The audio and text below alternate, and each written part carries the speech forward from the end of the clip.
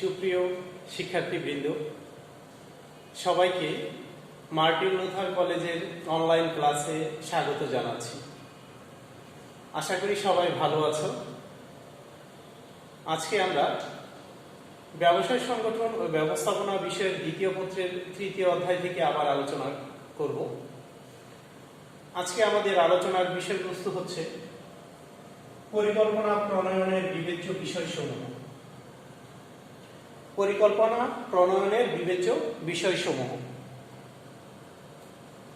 পূর্ববর্তী ক্লাসের পড়াগুলো আশা করি সবাই ভালো মতো শেষ করেছো।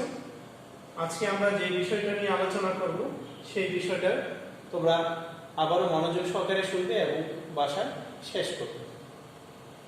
তাহলে আজকে আমরা পরিকল্পনা প্রণয়নের বিবেচ্য বিষয়সমূহ গুলো প্রথমে জেনে নিই, তারপর বিস্তারিত আলোচনায় আসবো।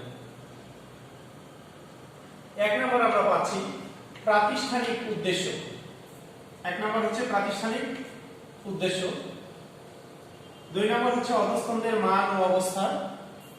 অধস্তম্ভের মান ও অবস্থা। 3 নম্বর আমরা পাচ্ছি পূর্বে গৃহীত পরিকল্পনার কার্যকারিতা। পূর্বে গৃহীত পরিকল্পনার কার্যকারিতা। 4 নম্বর হচ্ছে প্রতিষ্ঠানের বিদ্যমান সমস্যা ও সম্ভাবনা। প্রতিষ্ঠানের বিদ্যমান সমস্যা ও সম্ভাবনা।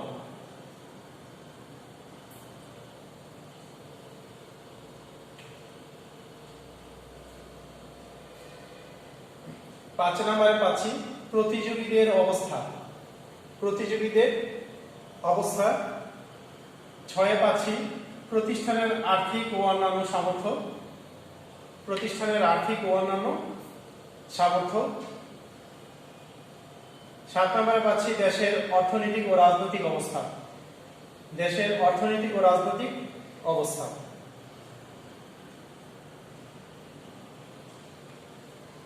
তাহলে আমরা 1, 2, 3, 4, 5, 6, 7 পরিকল্পনা প্রণয়নের বিবেচ্য বিষয় পেলাম কয়টি? 7টি।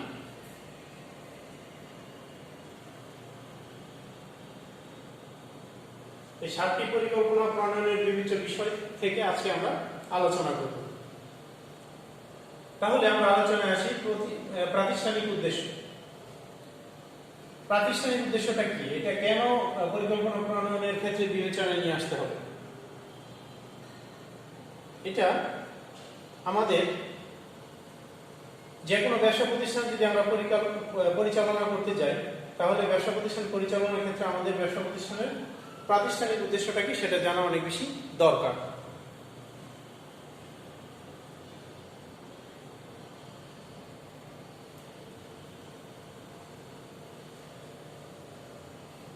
প্রতিষ্ঠানটি মুনাফা অর্জনের উদ্দেশ্যে শুরু করবে, মানে মুনাফাভোগী প্রতিষ্ঠান, সমাজ কল্যাণমূলক প্রতিষ্ঠান, প্রতিষ্ঠানকে বাজার সম্প্রসারণের উদ্দেশ্যে নিয়ে কাজ করছে, অথবা প্রতিষ্ঠানের যে উদ্দেশ্য সেই উদ্দেশ্য বাস্তবায়নের জন্য প্রতিষ্ঠান কি পর্যায়ে কি কাজগুলো করবে সেই বিষয়গুলো প্রাতিষ্ঠানিক উদ্দেশ্যের মধ্যে থাকতে হবে। যেরকম ধরা গেল প্রতিষ্ঠানের উদ্দেশ্য হচ্ছে যে সমাজ কল্যাণ করা এবং আগামী 5 বছরের মধ্যে তারা সমাজ কল্যাণের কাজগুলো সম্প্রসারণ করবে, অথবা মুনাফা অর্জন করবে এবং মুনাফা অর্জনের দিক দিয়ে তারা অন্যান্য প্রতিযোগী প্রতিষ্ঠান থেকে সেরা হবে।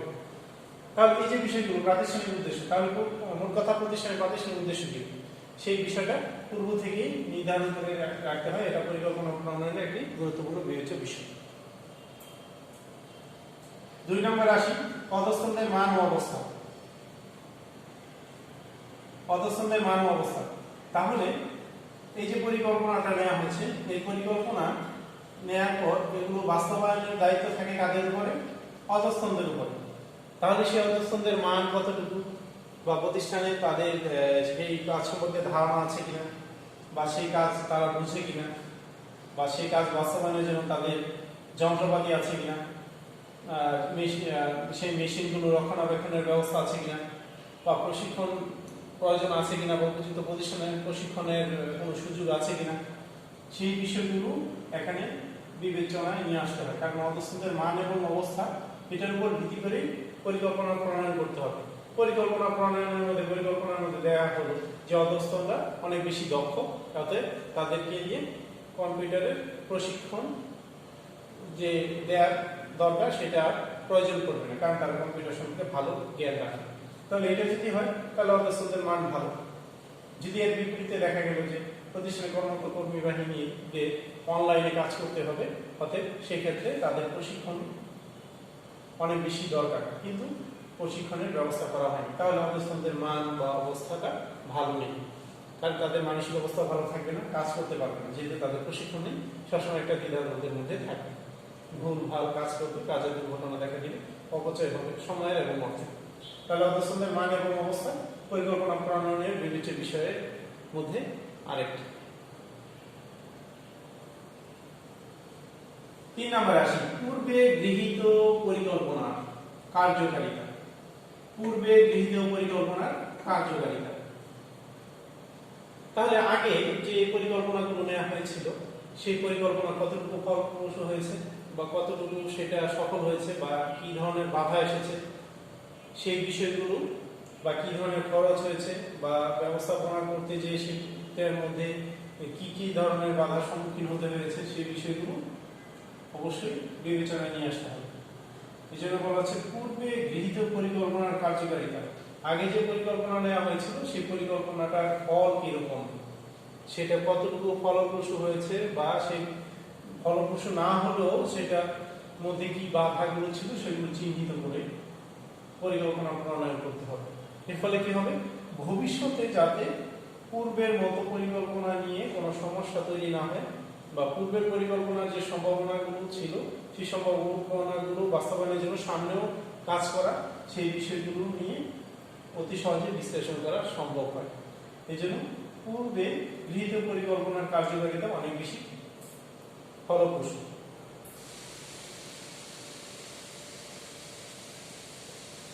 তাহলে আমরা 1 নম্বরে শিখলাম প্রাতিষ্ঠানিক উদ্দেশ্য, 2 নম্বর হচ্ছে অধস্তনদের মান অবস্থা, 3 হচ্ছে পূর্বে গৃহীত পরিকল্পনার কার্যকারিতা। এবার আমরা 4-এ আসি, প্রতিষ্ঠানের সিদ্ধান্ত প্রতিষ্ঠানের বিদ্যমান সমস্যা ও সম্ভাবনা। প্রতিষ্ঠানের বিদ্যমান সমস্যা ও সম্ভাবনা।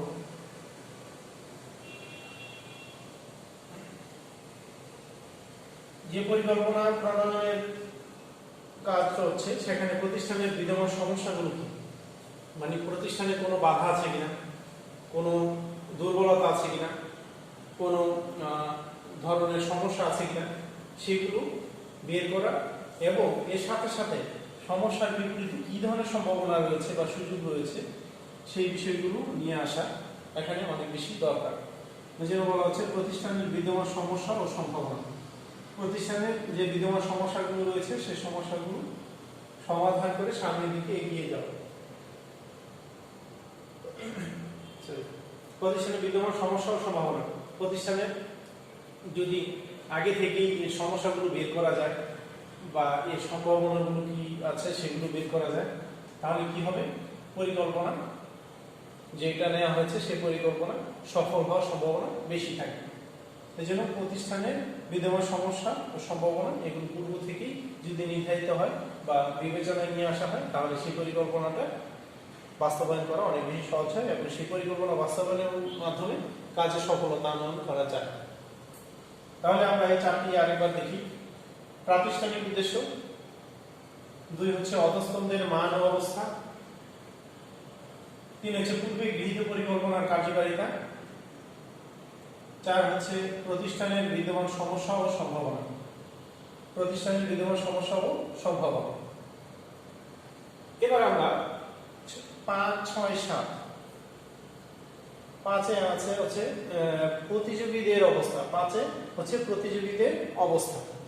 তাহলে পরিকল্পনা প্রণয়ন করবো আমি, পরিকল্পনা বাস্তবায়ন করবে আমি, আমার সাথে যারা কর্মী বাহিনী রয়েছে তারা, তাহলে এখানে প্রতিযোগীদের কেন আসবে, এখানে একটা কথা থাকতে পারে। তাহলে হ্যাঁ, প্রতিযোগীদের অবশ্যই লাগবে, যেহেতু আমি বাজারে আমার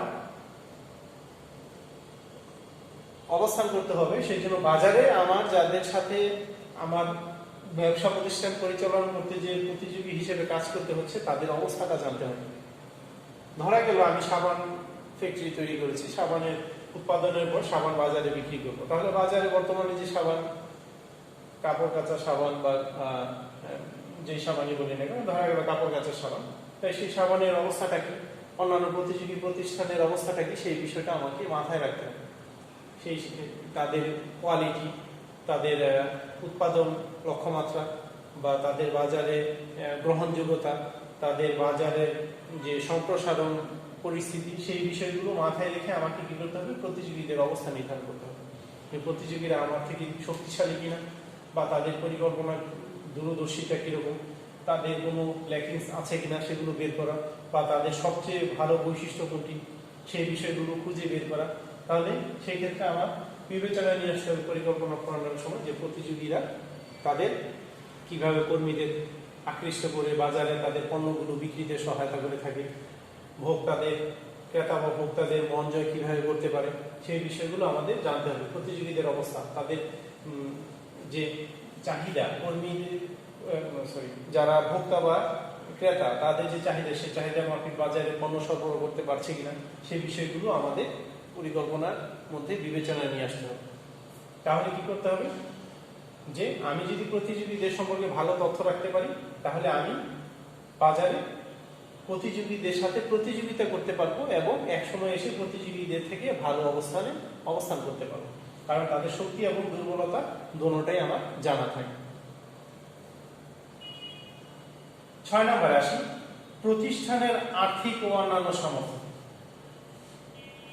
প্রতিষ্ঠানের আর্থিক ও অন্যান্য সামর্থ্য, তার আর্থিক বলতে বোঝাচ্ছে কি, প্রতিষ্ঠানের অর্থ, প্রতিষ্ঠানের যে পরিকল্পনা নেওয়া হয়েছিল বা নেওয়া হচ্ছে বা হয়েছে, সেগুলো আসলে কতটুকু সামঞ্জস্য, পরিকল্পনা যে নেওয়া হয়েছে সে পরিকল্পনা বাস্তবায়নের জন্য যথেষ্ট পরিমাণে আর্থিক সামর্থ্য আছে কিনা, ফাইন্যান্সিয়ালি যে সাপোর্টের দরকার সেটা আছে কিনা, তারা স্বনির্ভরশীল কিনা, নাকি কোনো জায়গা থেকে ধার করতে হবে।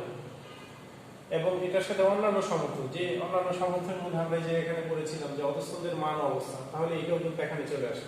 অধস্তন যাদের যে কাজ বাস্তবায়ন করা হবে তাদের অবস্থাটা কি, অথবা প্রতিষ্ঠানের বাহ্যিক এবং অভ্যন্তরীণ যে যোগাযোগ সেটার অবস্থা কি, অথবা প্রতিষ্ঠানের যে সুনাম সেটার সামর্থ্য কতটুকু, কারণ সুনাম ব্যবহার করে আমি ব্যাংক থেকে আর্থিক সহায়তা পেতে পারি, সুনাম ব্যবহার করে আমি ক্রেতা বা ভোক্তাদের মন আকৃষ্ট করতে পারি, অথবা সুনাম ব্যবহার করে আমি যে কাঁচামালটা নিয়ে আসবো সেই কাঁচামাল ক্রয়ের সময় আমি অতিরিক্ত যে সুবিধা সেটা ভোগ করতে পারি। তাহলে এই যে প্রতিষ্ঠানের আর্থিক অন্যান্য সামর্থ্য বা প্রতিষ্ঠানের অবস্থানটা কোথায়, প্রতিষ্ঠানের যে প্রতিষ্ঠানের যে অবস্থানের সাথে সাথে প্রতিষ্ঠানের নিজস্ব ভবন আছে কিনা, বা প্রতিষ্ঠানের কার্যক্রম আধুনিক কিনা, বা প্রতিষ্ঠানের কার্যক্রমের সাথে যে সরকারি যে নীতি নির্ধারক দল রয়েছে তাদের সমন্বয় কতটুকু, এই যে বিষয়গুলো, এগুলো প্রতিষ্ঠানের আর্থিক অন্যান্য সামর্থ্যের মধ্যে পড়ে। তাহলে এই ক্ষেত্রে অবশ্যই বিবেচনায় নিয়ে আসতে হবে যে প্রতিষ্ঠানের আর্থিক এবং অন্যান্য সামর্থ্য কতটুকু। 7 নম্বরে আমরা পাচ্ছি দেশের অর্থনৈতিক ও রাজনৈতিক অবস্থা। দেশের অর্থনৈতিক ও রাজনৈতিক অবস্থা, এখন পরিকল্পনার বিবেচ্য বিষয়ের মধ্যে অবশ্যই দেশের অর্থনৈতিক এবং রাজনৈতিক অবস্থা আনতে হবে। এখন যদি আমি শুধু চিন্তা করি যে প্রতিষ্ঠানের আর্থিক অবস্থা, দেশের আর্থিক অবস্থা চিন্তা করতে হবে। ধরা গেল যে আমি যে ব্যবসা করছি, আমি হাউজিং এর ব্যবসা করছি, অথবা আমি ফ্ল্যাট বিক্রি করি, ডেভেলপার কোম্পানি। তাহলে এই ক্ষেত্রে আমাকে অবশ্যই বিবেচনা নিয়ে আসতে হবে যে আমাদের দেশের যারা এই সেবাগুলোর জন্য যারা আগ্রহী, যে ফ্ল্যাট ক্রয় করবে অথবা যারা আবাসিক প্লটের জন্য আগ্রহী, তাদের আর্থিক অবস্থাটা কিরকম, কোন শ্রেণীর মানুষকে নিয়ে আমি কাজ করি। দেশের আর্থিক অবস্থা যদি ভালো হয় তাহলে সেক্ষেত্রে আমার ক্রেতা পাওয়ার সম্ভাবনা বেশি থাকবে। আর যদি আর্থিক অবস্থা ভালো না হয় তাহলে সেই ক্ষেত্রে কি হবে, মানুষের ক্রয় ক্ষমতা নিচে চলে যাবে, মানুষ তার যে চাহিদা, দৈনন্দিন যে চাহিদা বা মৌলিক চাহিদা বা আরো যে চাহিদা আছে সেগুলো মিটাতে যেই যদি দুর্বল হয়ে যায় তাহলে সেখানে আমি কখনোই ব্যবসা প্রতিষ্ঠান পরিচালনা করতে পারবো না। অথবা দেশের অর্থনীতি খুবই দেখা যাচ্ছে দুর্বল হয়ে পড়লো বিভিন্ন কারণে, প্রাকৃতিক দুর্যোগ হতে পারে, বা বাৎসরিক যে সরকার যে টার্গেট দিয়েছিল সেই টার্গেট ফুলফিল হয়নি, জনগণ ভালো মতো যে প্রত্যাশা করেছিল সেই অনুযায়ী তাদের উৎপাদন ক্ষমতা বৃদ্ধি করতে পারেনি, বিভিন্ন কারণে দেশের অর্থনীতি দুর্বল হতে পারে। অথবা রাজনৈতিক অবস্থা বলতে বোঝাচ্ছে দেশে সহিংসতা যদি বৃদ্ধি পায়, রাজনৈতিক নানা ধরনের মতবিরোধ দেখা দেয়, সেক্ষেত্রেও কিন্তু এই পরিকল্পনা প্রণয়নের ক্ষেত্রে নানা ধরনের বাধা আসতে পারে। তো পরিকল্পনা প্রণয়নের ক্ষেত্রে এই বিষয়টা রাখতে হবে মাথায়।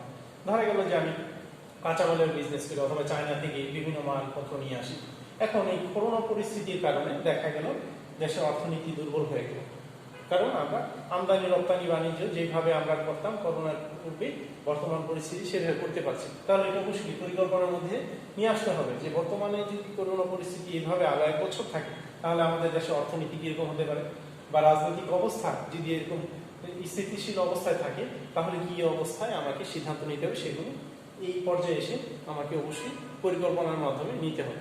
আর যদি কোনো কারণে রাজনৈতিক অবস্থা অস্থিতিশীল হয় তাহলে সেই ক্ষেত্রে কি সিদ্ধান্ত নেওয়া যেতে পারে, কিভাবে কাজ বাস্তবায়ন করা যেতে পারে, বা পরিকল্পনা আমরা পরিবর্তন করবো কিনা, সংযোজন বা বিয়োজন বা সংস্কার করবো কিনা, সেই বিষয়গুলো মাথায় রাখতে হবে। এই জন্য পরিকল্পনা প্রণয়নের বিবেচ্য বিষয়ের মধ্যে দেশের অর্থনৈতিক এবং রাজনৈতিক অবস্থা একটি গুরুত্বপূর্ণ অংশ। কারণ শুধুমাত্র প্রতিষ্ঠানের অর্থনৈতিক অবস্থা আর প্রতিষ্ঠানের কর্মীদের অবস্থা বিবেচনা করলে হবে না। কারণ আমি যেই দেশে ব্যবসা প্রতিষ্ঠান পরিচালনা করব সেই দেশের আর্থিক অবস্থাও বিবেচনা করতে হবে এবং সেই দেশের রাজনৈতিক অবস্থাও বিবেচনা করতে হবে। কারণ রাজনীতিক নানা ধরনের হিংসা হানাহানি বা মারামারি বা হরতাল অবরোধের কারণে আমি এক স্থান থেকে অন্য স্থানে কিন্তু পণ্য আনয়ন করতে পারবো না। নানা ধরনের হরতাল দেওয়া হলে উৎপাদন আমার ব্যাহত হয়ে যাবে, আমি লক্ষ্যমাত্রা অর্জন করতে সক্ষম হব না। এই জন্য আমাকে কি করতে হবে, রাজনৈতিক অবস্থা স্থিতিশীল বা অস্থিতিশীল যাই হোক না কেন দুটি পর্যায়ে চিন্তা করেই পরিকল্পনা নিয়ে আসতে হবে। দেশের অর্থনীতি যদি আমার ভালো হয় বা মন্দ হয়, দুটা পক্ষ বিবেচনা করে নিয়ে এসে আমাকে পরিকল্পনা প্রণয়ন করতে হবে। তাহলে পরিকল্পনা প্রণয়নের যে বিবেচ্য বিষয়গুলো এগুলো আমাদের খুব গুরুত্ব সহকারে জেনে রাখতে হবে। আমরা আরেকবার দেখি। প্রাতিষ্ঠানিক উদ্দেশ্য, 2 হচ্ছে অধস্তনদের মান ও অবস্থা, 3 হচ্ছে পূর্বে গৃহীত পরিকল্পনার কার্যকারিতা, 4 হচ্ছে প্রতিষ্ঠানের বিদ্যমান সমস্যা ও সম্ভাবনা, 5 হচ্ছে প্রতিযোগীদের অবস্থা, 6 হচ্ছে প্রতিষ্ঠানের আর্থিক ও অন্যান্য সামর্থ্য, 7 হচ্ছে দেশের অর্থনৈতিক ও রাজনৈতিক অবস্থা, দেশের অর্থনৈতিক ও রাজনৈতিক অবস্থা। তাহলে এই পরিকল্পনা প্রণয়নের যে বিবেচ্য বিষয় আমরা 7টি পেলাম, এই 7টি আমরা খুব মনোযোগ সহকারে পড়বো এবং আমরা মাথায় রাখবো, বিষয়গুলো বিশ্লেষণ করে সুন্দরভাবে বুঝে তারপর পড়বো। আর তোমাদের বলা হয়েছিল যে পাঠ্যপুস্তক আমরা বোর্ড কর্তৃক অনেকগুলো পাঠ্যপুস্তক পাই, তবে আমি যে বইটা অনুসরণ করছি সেই বই থেকে যদি তোমরা পড়ো তাহলে আমার লেকচারের সাথে তোমাদের হুবহু একটা সংযোগ চলে আসবে, সহজেই বুঝতে পারবে। আমি খালিকুজ্জামান স্যারের বইটি পড়াচ্ছি যমুনা পাবলিশার্সের, অতএব তোমরা সেই বইটা যদি ফলো করো তাহলে তোমরা ইজিলি বুঝতে পারবে। এছাড়া তোমরা আরো অনেক বই বাজারে পাওয়া যায়, যে কোনো বই পড়তে পারো তোমাদের ইচ্ছে। তবে এই খালিকুজ্জামান স্যারের বইটি যেহেতু আমি পড়াচ্ছি, তোমরা এই বইটা যদি অনুসরণ করো তাহলে সহজেই তোমরা এই পড়াগুলো পেয়ে যাবে। আরেকটা আমরা এর সাথে আমরা আরেকটা ছোট অংশ করে নিই। যদিও গত ক্লাসে এটা নিয়ে আলোচনা করা হয়েছিল SWOT, তাহলে এইটার পূর্ণ ব্যাখ্যাটা এইভাবে যদি আসে SWOT, তাহলে এটা আমরা কিভাবে দিব, এইভাবে আসতে পারে যে কি SWOT কি, তাহলে সেক্ষেত্রে আমরা এইভাবে দিব। S তে হচ্ছে স্ট্রেংথ মানে শক্তি, W তে হচ্ছে উইকনেস মানে দুর্বলতা, O তে হচ্ছে অপরচুনিটি মানে সুযোগ, আর T তে হচ্ছে থ্রেট হচ্ছে বাধা। তাহলে যে শক্তি, দুর্বলতা, সুযোগ, এই যে বাধা, এই 4টি সমন্বয় হচ্ছে SWOT শব্দ। এই বিষয়টা আমাদের মাথায় রাখতে হবে। SWOT কি বা SWOT বিশ্লেষণ করো, তাহলে সেই ক্ষেত্রে আমরা এই 4টি অংশ দিতে পারবো। যে প্রতিষ্ঠানের এই পরিকল্পনার মধ্যে আমাদের এই বিষয়টা অনেক বেশি দরকার, যে প্রতিষ্ঠানের শক্তি, প্রতিষ্ঠানের দুর্বলতা, প্রতিষ্ঠানের সুযোগ এবং প্রতিষ্ঠানের বাধা ও সমস্যা, এগুলো মাথায় রেখে পরিকল্পনা প্রণয়ন করতে হয়। কারণ পরিকল্পনাটা একদিনের জন্য নয়, পরিকল্পনাটা এই প্রতিষ্ঠানের লক্ষ্য বা উদ্দেশ্য বাস্তবায়ন করতে যত সময় লাগবে ততক্ষণ পর্যন্ত আমাদের এই পরিকল্পনাটা নিতে হবে। আর এই পরিকল্পনার সাথে সাথে আমাকে বিকল্প চিন্তা করতে হবে, বিকল্পের সাথে সাথে আমাকে উত্তম বিকল্পটা নিয়ে আসতে হবে এবং পরিকল্পিত পরিস্থিতির মাধ্যমে আমাকে নমনীয় হয়ে এই পরিকল্পনা বাস্তবায়নের জন্য আমাকে অন্যান্য সিদ্ধান্ত নিতে হবে। তাহলে আজকে আমাদের যে আলোচনার বিষয়বস্তু ছিল অধ্যায় 3 থেকে পরিকল্পনা প্রণয়নের বিবিধ বিষয়সমূহ, এই 7টি আমরা যে পড়লাম, আশা করি তোমরা পড়াগুলো মনোযোগ সহকারে বুঝতে পেরেছো এবং পড়াগুলো তোমরা অবশ্যই আমি বারবার বলি যে খাতায় অবশ্যই পড়াগুলো লিখবে। খাতায় পড়াগুলো লিখলে তাহলে তোমাদের পড়াগুলো সহজেই মনে থাকবে এবং ক্লাসগুলো তোমরা যদি মনোযোগ সহকারে পড়ো তাহলে দেখবে 1-2টি করে ক্লাস করতে তোমাদের মোটামুটি অনেকগুলো পড়া হয়ে যাবে। আমরা কিন্তু পড়তে 3টা অধ্যায় শেষ করে মানে 2টা অধ্যায় শেষ করে 3য় অধ্যায় এসেছি। অতএব তোমরা যদি বাসায় বসে এই ক্লাসগুলো ভালো মতো মনোযোগ সহকারে না শোনো তাহলে দেখবে ধাপে ধাপে আমাদের ক্লাসগুলো আমরা এগিয়ে যাচ্ছি। কেউ যদি না পড়ে তাহলে তার পড়াটা পিছিয়ে যাবে। আশা করি সবাই পড়াগুলো বুঝতে পেরেছো। আজকে এখানেই শেষ করছি। সবাই ভালো থাকবে।